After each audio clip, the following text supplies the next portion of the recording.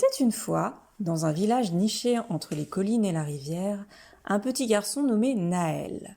Il avait de grands yeux curieux et un cœur rempli de questions qu'il n'osait jamais poser. Dans son village, tout le monde vivait de la même façon.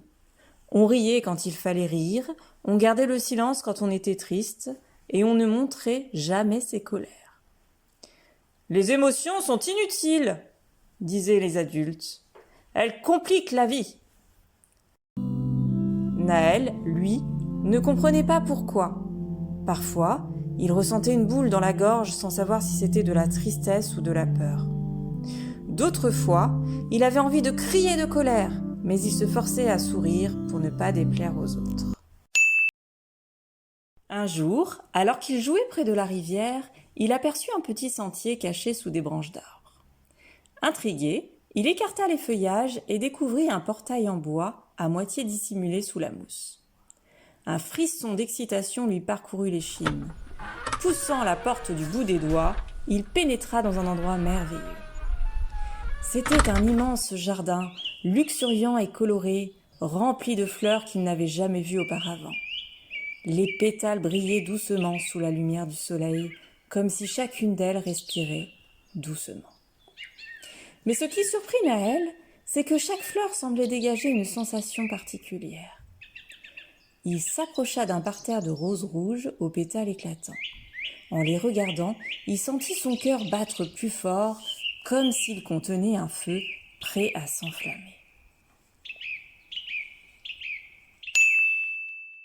« Ce sont les roses de la colère !» dit une voix derrière lui. Naël sursauta et se retourna. Un vieil homme à la barbe blanche, vêtu d'une tunique couleur terre, le regardait avec un sourire bienveillant. « Qui êtes-vous » demanda Naël. « Je suis le gardien des émotions. Ce jardin est un secret bien gardé.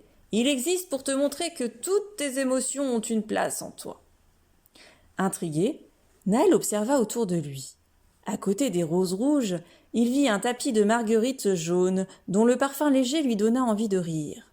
« Celles-ci sont les fleurs de la joie, » expliqua le vieil homme. « Elles s'ouvrent dès qu'un sourire sincère éclaire un visage. »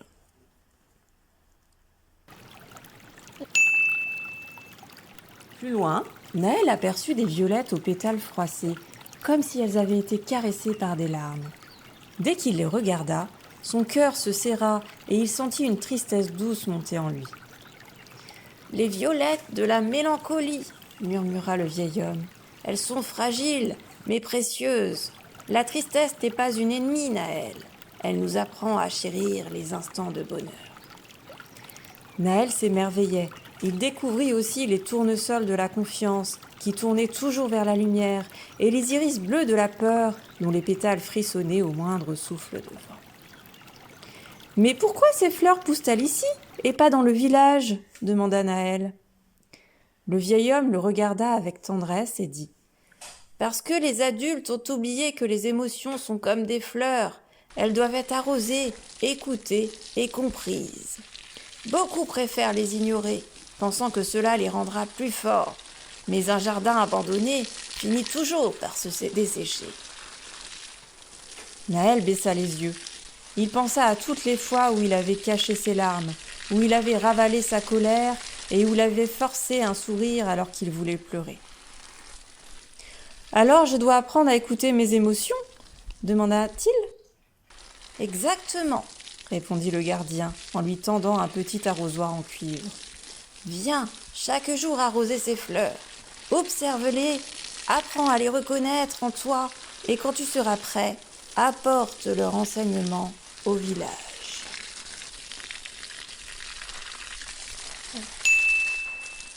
Les jours passèrent et Naël se rendit au jardin tous les matins. À chaque visite, il rencontrait un nouveau défi, un défi qui lui permettait de mieux comprendre ses émotions.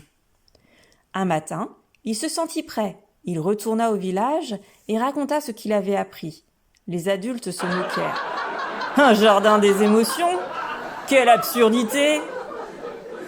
Mais les enfants, eux, écoutaient avec émerveillement. Naël, avec l'accord du gardien, les invita à découvrir le jardin des émotions. Les adultes remarquèrent que leurs enfants disparaissaient parfois. Intrigués, ils décidèrent de les suivre discrètement. Ils arrivèrent au jardin des émotions et furent ébahis par sa beauté. Mais parmi eux, un homme aux traits durs fronça les sourcils. C'était maître Dostoïevski, un vieil instituteur sévère qui n'avait jamais toléré la moindre faiblesse. « Tout cela n'est qu'un rêve d'enfant !»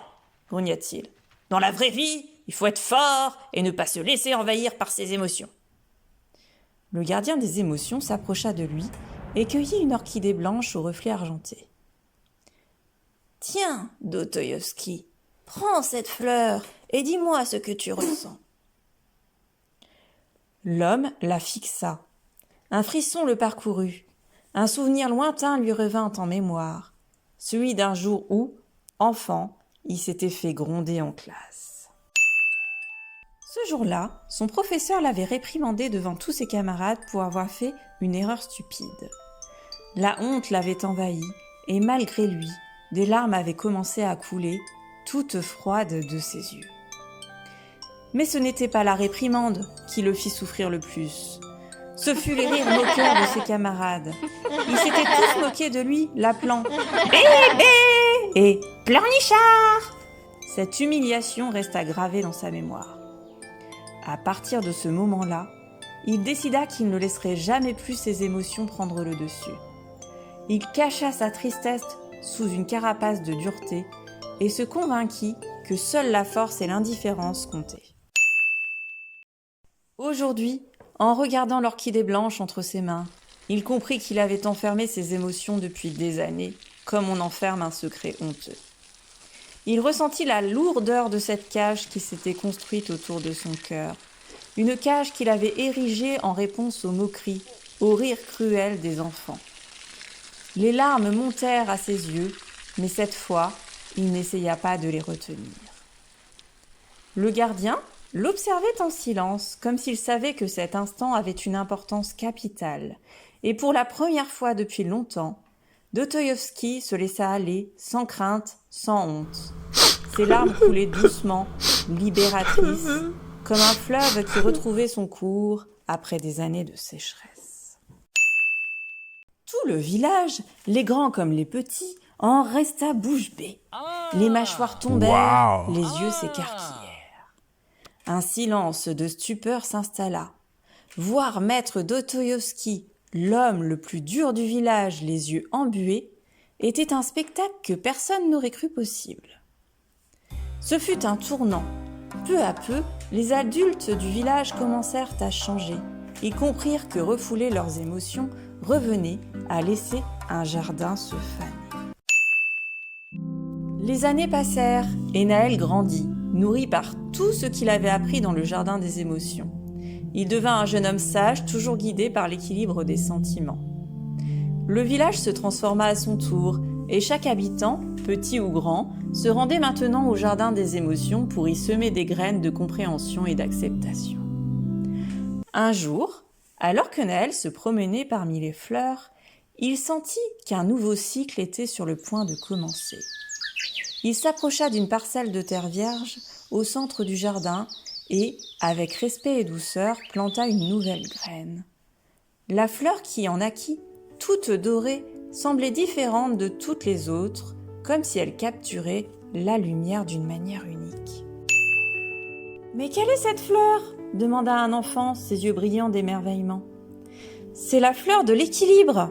répondit Naël, un sourire paisible sur les lèvres. « Elle naît quand on apprend à accueillir chaque émotion, sans en avoir peur ni en être prisonnier. » Il se tourna alors vers le gardien des émotions, qui, depuis le début, l'avait accompagné dans sa quête.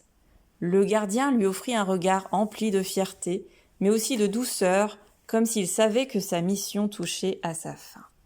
« Tout est en place, Naël, » dit le gardien. « Tu as désormais la clé pour guider ton village, et la sagesse de ce jardin est entre tes mains. » Le gardien s'éloigna alors lentement, sans un bruit, tel un vent léger qui s'évapore dans l'air. Ce matin, il disparut sans laisser de traces, comme si sa présence n'avait été qu'une brise qui avait nourri et guidé. Mais son héritage demeura gravé dans chaque âme du village, et chaque fleur du jardin continua de fleurir, portant avec elle les enseignements du gardien. Et ainsi, le village, autrefois rigide, devint un lieu de partage et de croissance. Chacun comprit que pour être pleinement vivant, il fallait accepter d'être humain avec toutes ses émotions, belles et douloureuses. Et quelque part, caché derrière la rivière, le jardin des émotions continua de fleurir, témoin silencieux de ce grand changement. Est-ce que tu connais des jeux? Ouais, c'est pas mal. C'est trop bien. Oui, Je vais colorer un petit peu. Trop bien. Chut! Alors les enfants, de quoi parle ce conte ? Bah, ce conte, il parle de un village. Il y a un petit garçon qui s'appelle Naël. Les grands de ce village, ils se doutaient pas des émotions. Ils voulaient pas faire des émotions. Ouais. Les gens du village ne veulent pas exprimer leurs émotions. Oui. D'accord. Et après, Naël, il a ressenti une boule, comme si c'était de la tristesse ou de la peur. D'accord. Est-ce qu'il savait ce que c'était que cette boule ? Non, parce que non, il savait pas. D'accord. Pourquoi c'est important d'exprimer ses émotions ? Bah, parce que en fait, sinon, tu te sens pas très bien. Parce que si tu exprimes pas tes émotions, après, tu peux pas te lâcher et aller mieux. Après, t'es tout le temps triste si tu n'exprimes pas tes émotions. T'es obligé d'exprimer tes émotions. D'accord. Et toi, tu exprimes toujours tes émotions ? Bah oui. Tout le monde peut exprimer ses émotions. Mais pas trop. Et toi, tu penses que c'est important d'exprimer ses émotions ? Bah oui, c'est important parce que surtout si on sait pas si tu pleures ou pas, on peut pas ce qui se passe, qu'est-ce qui s'est arrivé, c'est qui l'a fait.